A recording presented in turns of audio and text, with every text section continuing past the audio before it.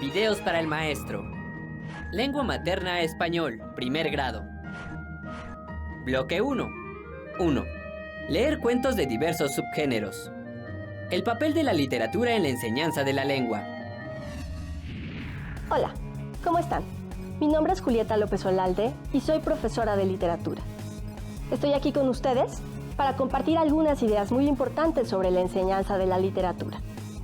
En esta ocasión, el tema que tocaremos es cómo se debe enseñar la literatura dentro del programa de lengua de la secundaria.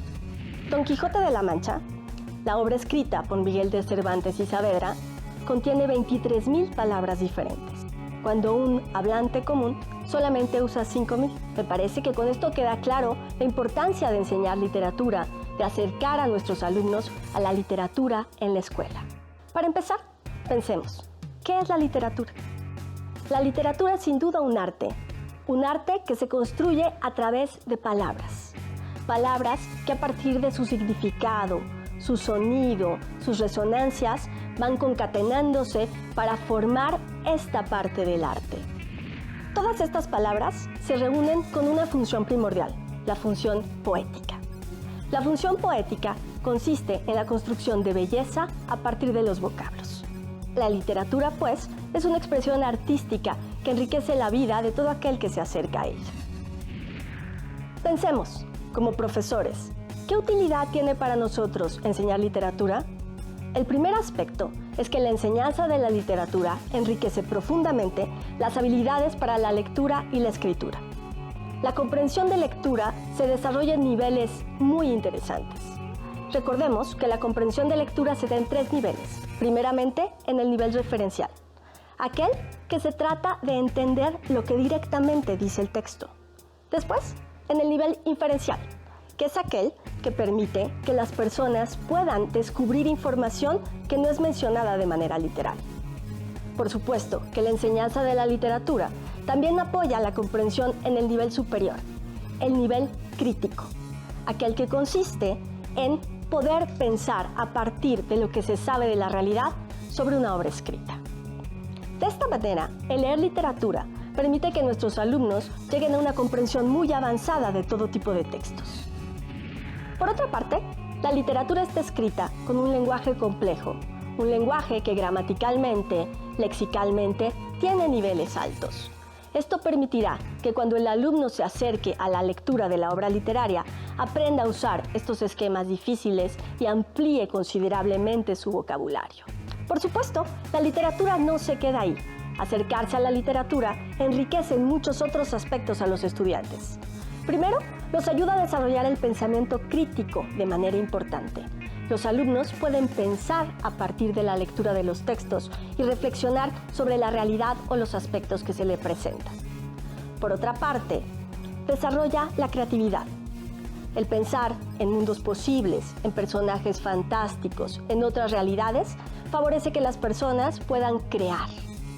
Asimismo, la literatura juega un papel muy importante en el desarrollo de las habilidades socioemocionales para los adolescentes. Estas habilidades socioemocionales son aquellas que se vinculan con los sentimientos y las emociones. Cuando un joven de secundaria estudia una obra literaria, aprende a partir de la vida y la historia de otros a reflexionar sobre la propia. La literatura tiene además una dimensión muy importante, la dimensión lúdica. La literatura debe ser juego, debe ser diversión. El leer una obra literaria debe ser algo que mantenga a las personas entretenidas y que ayude a un estado de ánimo óptimo. Por eso, la sugerencia didáctica que les tengo hoy tiene que ver con esto. Permitamos que nuestros alumnos se acerquen a la lectura de la literatura no solamente en el aula como una actividad escolarizada, sino que sean capaces de disfrutar una tarde en el jardín, a la puesta del sol, leyendo todo aquello que les interese. De esta manera, la literatura enriquecerá su vida de manera muy importante. Videos para el maestro. Lengua materna español, primer grado. Bloque 1. 1. Leer cuentos de diversos subgéneros. Teoría sobre los subgéneros.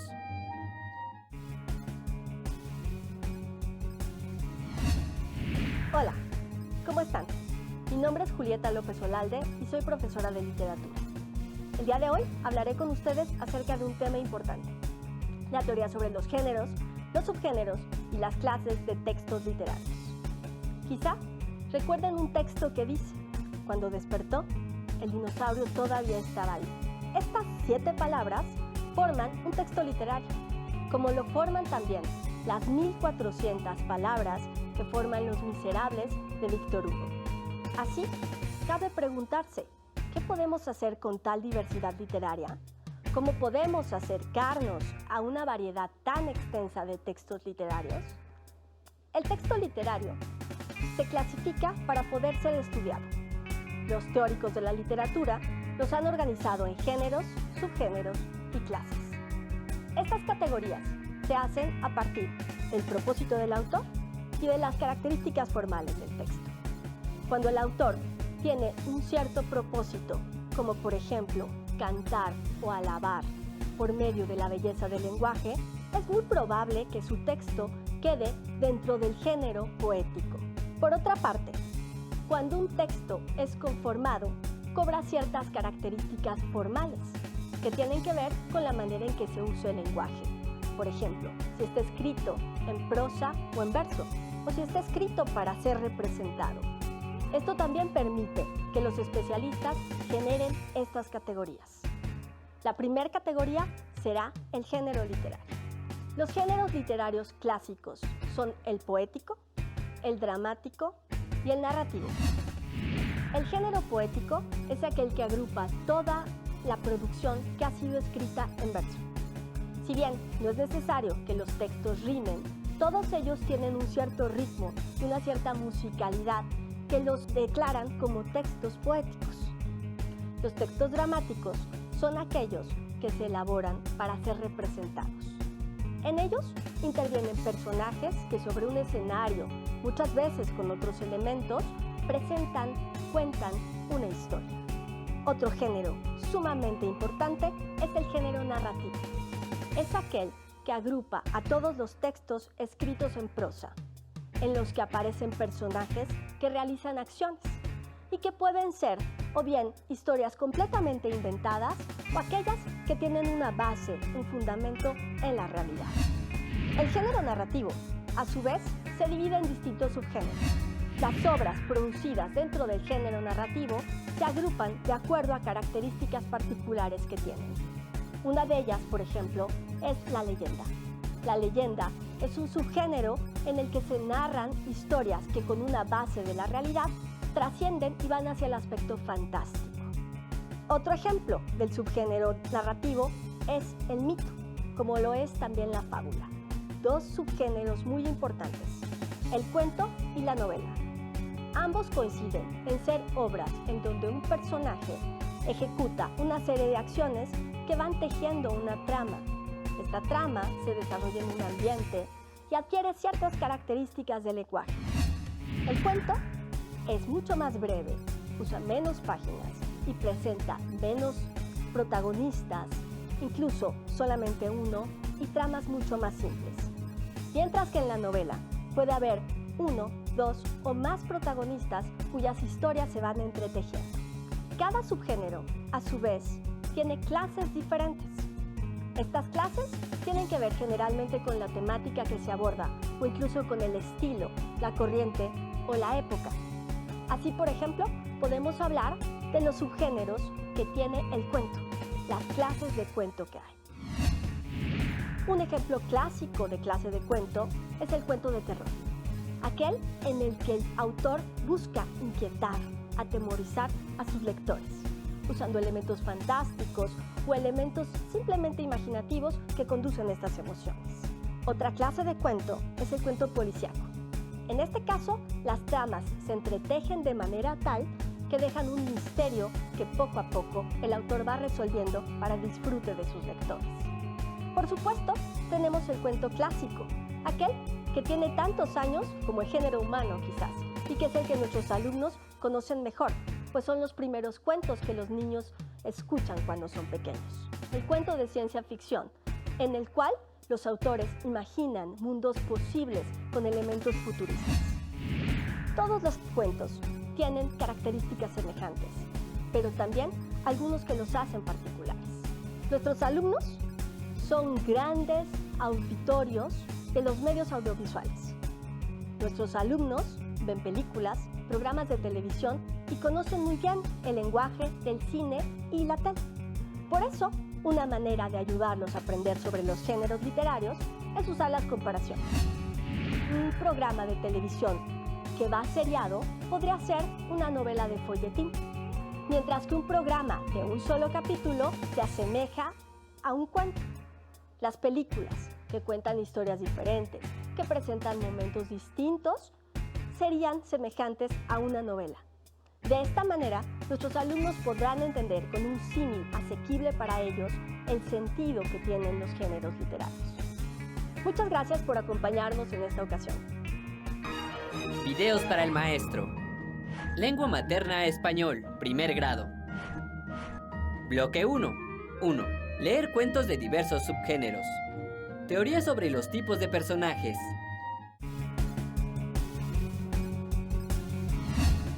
Hola, ¿cómo están? Mi nombre es Julieta López Olalde y soy profesora de literatura. Esta vez hablaremos de un tema importante, los tipos de personajes que existen en las obras literarias. Hay una frase que siempre me ha llamado la atención. No puedo volver al ayer porque entonces era una persona diferente. Lo interesante de esta frase es que no lo dice una persona, la dice un personaje, la entrañable Alicia, creada por Lewis Carroll. La pregunta entonces es, ¿acaso los personajes pueden ser personas? ¿Tienen tanto fundamento, tanta profundidad como una persona? Un personaje es una creación del autor que va ejecutando una serie de acciones. ¿Por qué digo una creación? Porque puede ser una persona, sí, pero también puede ser un animal o incluso un ser inanimado que tome una personificación. Las acciones del personaje se van concatenando para formar la trama de la historia. Es por esto que el personaje es un elemento fundamental en la construcción de una obra literaria, particularmente de las narrativas. Una manera de clasificar los personajes es a partir de su protagonismo, de su nivel de participación en la historia. Aquel personaje cuyas acciones constituyen la trama de la historia será el protagonista y será quien lleve la línea argumental central de la obra narrativa. Al protagonista puede oponerse un antagonista, es decir, un personaje con el mismo peso argumental, pero cuyas acciones contravienen las del protagonista. Después del protagonista aparecen los personajes secundarios. Estos personajes tienen la función de complementar la trama y de ir dando los contrapuntos para que las acciones del protagonista avancen. Los protagonistas secundarios juegan papeles fundamentales, pues son los que permiten que haya acciones y reacciones que construyen la historia. Personajes incidentales. Estos personajes son aquellos cuya única función es permitir que el contexto favorezca la acción de los protagonistas y los personajes secundarios. Son, por ejemplo, el cartero que entrega una carta al protagonista, o aquel que solamente funciona un tanto como telón de fondo para la verdadera historia que se cuenta. Un ejemplo claro de este tipo de personajes son los personajes del Quijote. El protagonista, por supuesto, es Quesada o Quijada, como nos dice Cervantes. Este personaje cuya historia se cuenta. Este personaje cuya historia, de locura a través de los libros, va narrándose en toda la obra. Le acompaña su fiel escudero, Sancho Panza. Y Sancho Panza es un ejemplo clásico de personaje secundario. A ellos se unen otra serie de personajes que van interviniendo en uno y otro episodio de la obra. Aldonza Lorenzo, a quien Don Quijote llama Dulcinea, es un claro ejemplo de un personaje incidental que permite expresar un aspecto interesante de esta novela. Los personajes se clasifican también por la manera en que se desarrollan en la obra. Los personajes pueden ser dinámicos o estáticos. Los personajes dinámicos son también llamados personajes redondos. Son personajes que evolucionan a través de la trama. Son personajes que no son los mismos cuando inicia que cuando termina. Generalmente son personajes secundarios y, por supuesto, todos los protagonistas son este tipo de personaje. Un protagonista Es dinámico, puesto que la historia que se cuenta nos habla de sus cambios, de la manera en que enfrenta las situaciones problemáticas y de la manera en que va resolviendo aquello que se le aparece. Los personajes estáticos, por el contrario, no manifiestan cambios a lo largo de la obra. Son personajes estables que también son conocidos como personajes planos. Es decir, a través de la trama, el personaje sigue siendo el mismo. José Saramago, Premio Nobel de Literatura, decía: hay personajes de novela que están más vivos que algunos que andan por ahí. Y es que esto es cierto. Un gran escritor logra construir personajes que parecen estar vivos. Personajes que son tan ricos como una persona que podemos conocer. Acercarnos a la literatura es una manera de acercarnos a la maravilla de estos mundos ideados por los grandes autores. Muchas gracias por acompañarnos. Videos para el maestro. Lengua materna español, primer grado. Bloque 1. 1. Leer cuentos de diversos subgéneros. Teoría sobre el subgénero literario fantástico.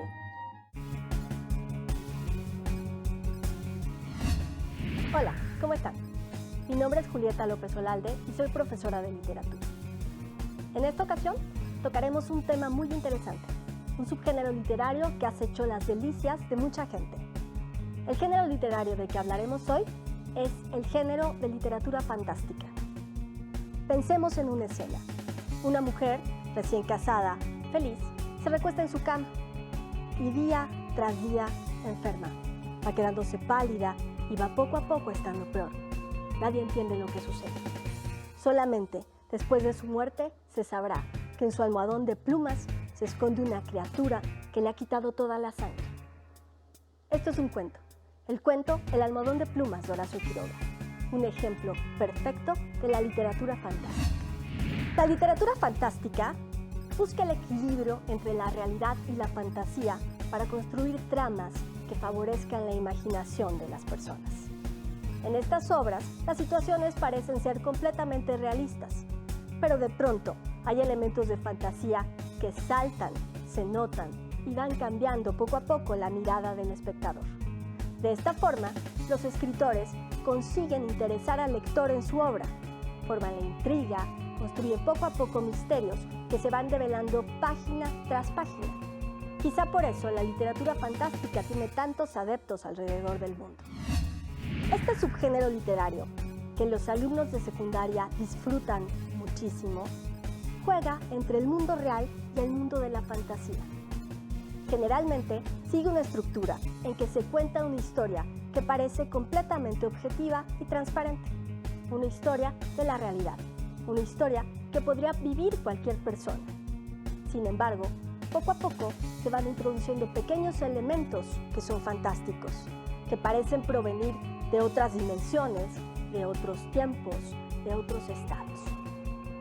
Esto hace que la historia se vaya enriqueciendo y vaya construyendo una trama que finalmente culmina cuando el mundo de la fantasía se impone al mundo real y el lector se percata que la invención del autor lo ha llevado a una realidad alterna.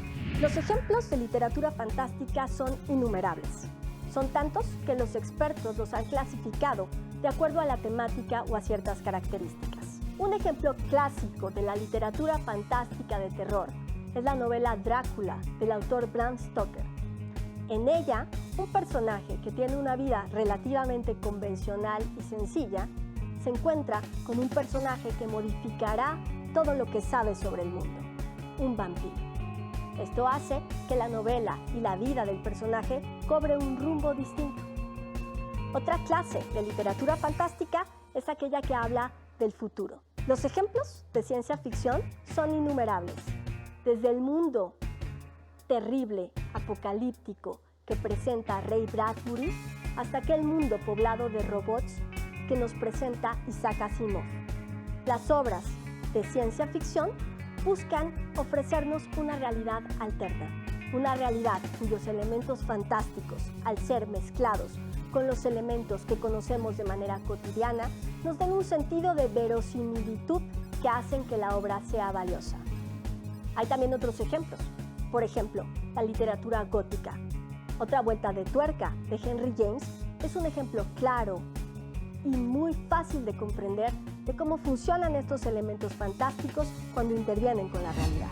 La literatura fantástica ha estado también presente en la historia de los mexicanos. Innumerables autores mexicanos han tocado este género para crear algunas de sus mejores obras. El primero quizá fue Francisco Tario, cuya obra es muy recomendable leer. Sin embargo, tenemos una recomendación más que hacerles. Busquen la obra de Amparo Dávila y léanla con sus alumnos. El cuento El huésped es un ejemplo completo y perfecto de literatura fantástica. Muchas gracias por acompañarnos. Videos para el maestro. Lengua materna español, primer grado. Bloque 1. 1. Leer cuentos de diversos subgéneros. Tipos de narradores en diversos subgéneros literarios.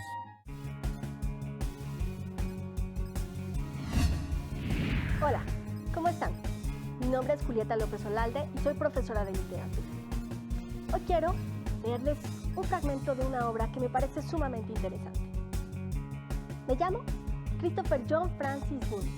Me sé todos los países del mundo y sus capitales, y todos los números primos, hasta el 7507. Hace 8 años, cuando conocí a Giovanni, me enseñó este dibujo, y supe que significaba triste, que es como me sentí cuando encontré al perro muerto.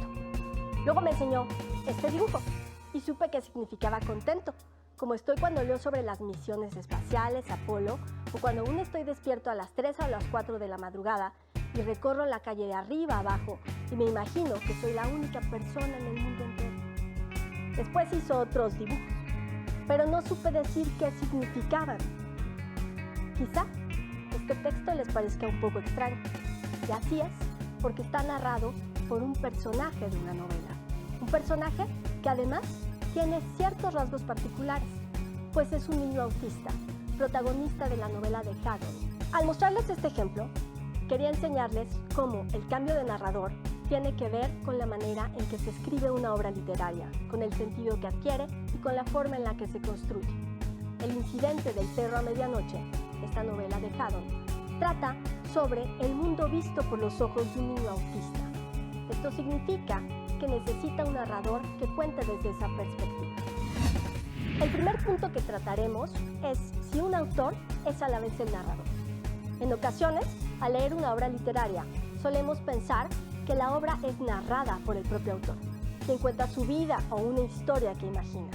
Sin embargo, no es así. El narrador, incluso aunque sea un narrador externo a la historia y un narrador omnisciente, es un personaje del texto literario. El autor es una persona real, que tiene una visión objetiva propia sobre la vida, mientras que el personaje es una construcción literaria que permite contar la historia. Los narradores se van a clasificar de manera que podamos distinguirlos por su participación en la historia. La participación en la historia significa si son personajes que pertenecen a la trama o si son entes que están fuera de esta trama. Un narrador que se encuentra como personaje de la historia es un narrador homodiegético, mientras que un narrador que cuenta desde fuera de la historia es un narrador heterodiegético. Estas dos variantes permiten que el autor pueda tener una visión diferente sobre la obra que expone. Un narrador homodiegético tendrá siempre una visión parcial de la obra, puesto que como personaje de la misma tiene sus propias ideas, emociones y dota de sus propios significados a la historia que se cuenta. Mientras que un narrador heterodiegético será un narrador que cuenta con una visión externa y por consiguiente no pertenece a este mundo de manera significativa. Otra posibilidad de narración es el narrador heterodiegético omnisciente. Este tipo de narrador es aquel que tiene la capacidad de ver, comprender y conocer qué es todo aquello que acontece en la mente y en el actuar de los personajes de la obra. Así, un narrador omnisciente está enterado de todo lo que sucede entre los personajes. Otro tipo de narrador será un narrador homodiegético protagonista. De esta manera, el protagonista cuenta los hechos y las acciones que conforman la trama general de la obra. Un narrador protagonista, por supuesto, tiene una visión parcial, puesto que su subjetividad no le permite ir más allá de su propia visión. Otro tipo de narrador es el narrador testigo. El narrador testigo puede ser heterodiegético u homodiegético. Narrador testigo heterodiegético será aquel personaje que habla de la historia desde fuera, mientras que un narrador testigo homodiegético será un personaje secundario quien cuenta la historia del protagonista, pero siendo parte de la misma. Este tipo de narrador tiene ciertas desviaciones respecto a la subjetividad. Su visión es una visión parcial, es una visión en donde solamente se alcanza a apreciar aquello que sus emociones, ideas o su personalidad, por supuesto creada por el autor, le permite. ¿Cómo podemos trabajar con nuestros alumnos respecto a los narradores? Una estrategia muy eficiente es pedirles que cambien de narrador en un texto que conozcan. Imaginen, por ejemplo, ¿qué pasaría si la Metamorfosis de Franz Kafka fuera cambiada de narrador? Recuerden que en esta novela, Gregorio Samsa, el protagonista, despierta una mañana convertido en una gigantesca cucaracha. ¿Qué pasaría si el narrador fuera un narrador protagonista, homodiegético? Es decir, si fuera la propia cucaracha quien contara este despertar. Agradecemos su atención